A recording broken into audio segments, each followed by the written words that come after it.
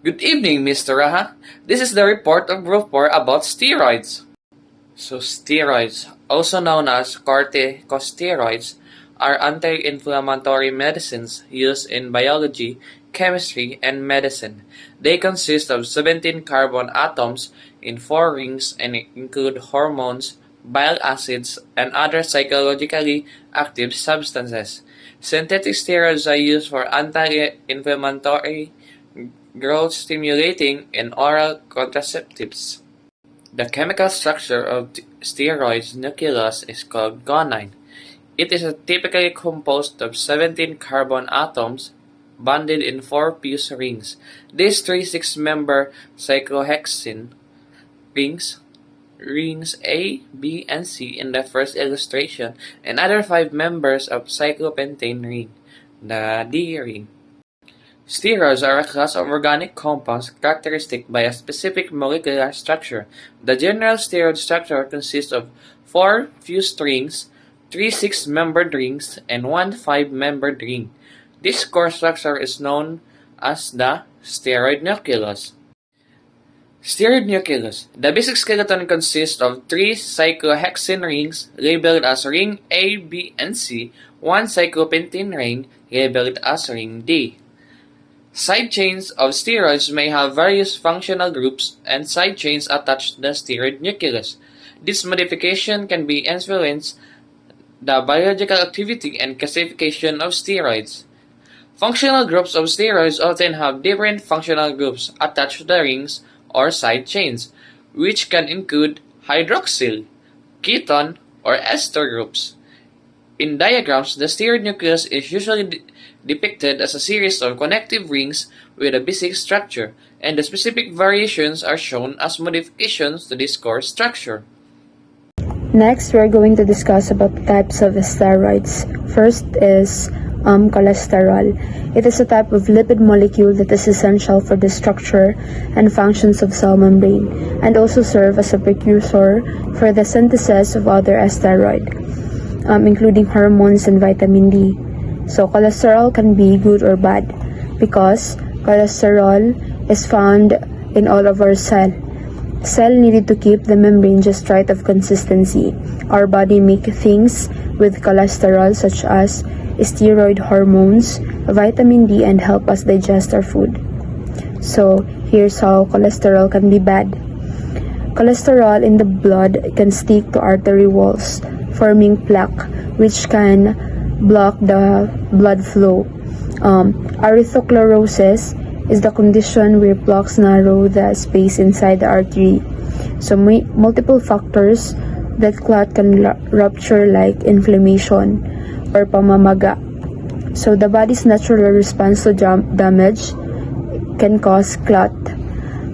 So if the clot plug up in the arteries, the blood cannot deliver vital oxygen, like sa coronary artery. If that is blocked, this could lead to heart attack. And if the blood vessels are blocked and the carotid artery of the neck are blocked, this could lead to stroke. So next is the androgens. It is a group of hormones including testosterone that play a key role in the development of male characteristics and reproductive activity. They are also present in female in lower amount. Androgen is responsible and it influences the growth of facial hair, deepening of the voice, and muscle development. So next is the estrogen. It is a group of hormones, including estradiol, that are critical for the development and regulation of the female reproductive system and secondary sexual characteristic. They also play roles in male, but again it is in lower amount. In female, it contributes to reproductive and breast health. There are 3 major forms of estrogen. First is the estrone. It is a primary form of estrogen that our body makes after menopause. So second is estradiol. It is the primary form of estrogen in our body during our reproductive years. It is the most potent form of estrogen. Both males and females produce estradiol, and it is the common type of estrogen in females during our reproductive years. So next is estradiol is the primary form of estrogen during pregnancy. So the fourth type of steroid is the progesterone. It is a class of hormones including progesterone that are essential for maintaining pregnancy and regulating the menstrual cycle. They also have roles in other bodily function.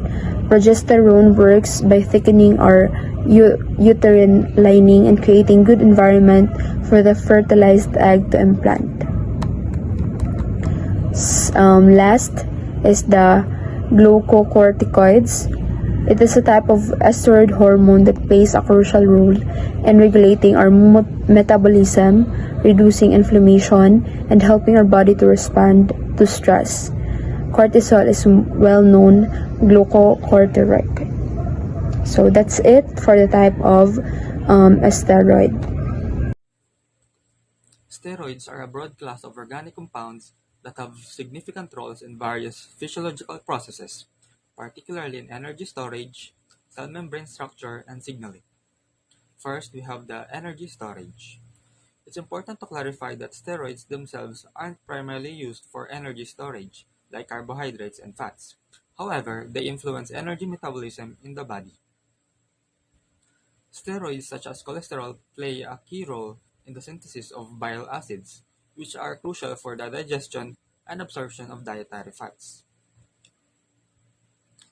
Second, we have the cell membrane structure. When we talk about cell membrane structure, cholesterol is the steroid that comes to mind. Cholesterol is a vital component of cell membrane in animals. It sits within the phospholipid bilayer and has a unique role in modulating fluidity of the membrane. This fluidity is essential because it allows for the proper functioning of membrane proteins and ensures that the membrane is neither too rigid nor too permeable. Moreover, cholesterol is involved in the formation of lipid rafts, microdomains within the membrane that serves as platforms for cell signaling and trafficking. These rafts are critical for various cellular processes, including the organization of proteins involved in signaling pathways, which lead us to the next role of steroids, the signaling. Steroids hormone are perhaps the most well-known function of steroids, particularly in signaling. These hormones, including testosterone, estrogen, progesterone, and cortisol, are synthesized from cholesterol and play a pivotal role in regulating a wide array of physiological processes. For example, cortisol is involved in the body's response to stress, regulating metabolism and immune responses. It acts through the glucocorticoid receptor to modulate gene expression, affecting everything from glucose metabolism to inflammation. Similarly, sex hormones like testosterone and estrogen influence reproductive processes, secondary sexual characteristics, and even bone density. Steroid hormones are lipophilic, meaning they can easily pass through cell membranes. Of dietary sources, I have list in PPT. So number one is egg yolks, which contains cholesterol vital for steroid hormone production, supporting body function and cell membrane formation. So this moderation is consumption is recommended for healthy diet. Meat and poultry provide cholesterol for hormone synthesis, muscle growth, and immune function. So this obtained for lean cuts. Controlling portion sizes is essential to avoid excessive saturated fat intake. Dairy support hormone production and vitamin D synthesis. This is good for bone health, muscle functions, and also moderate consumption offers essential nutrients without significantly raising cholesterol levels. Shellfish, essential for hormone production and cell structure, like omega-3 fatty acids benefit heart health, while iodine and selenium play roles in thyroid function and self-protection. Oils like olive oil.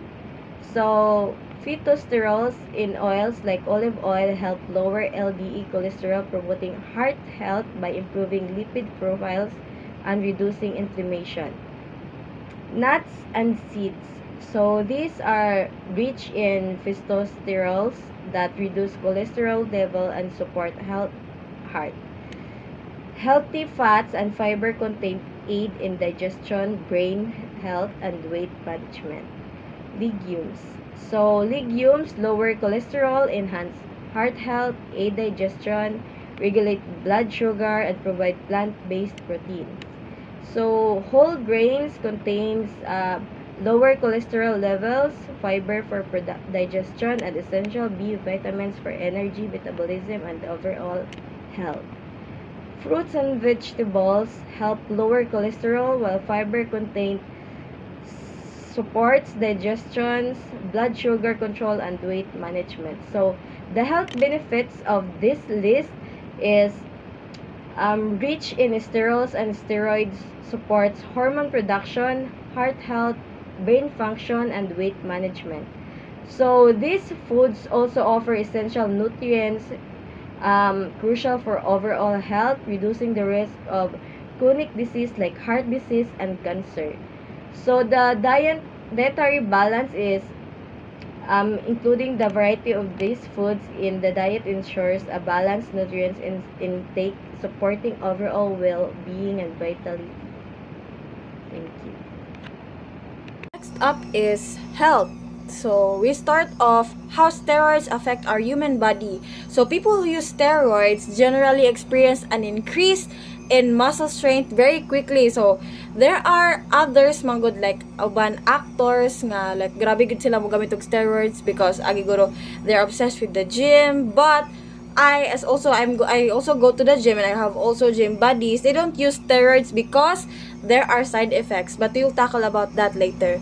Next is this generally means that people are able to train more often and for longer periods of time with improved recovery.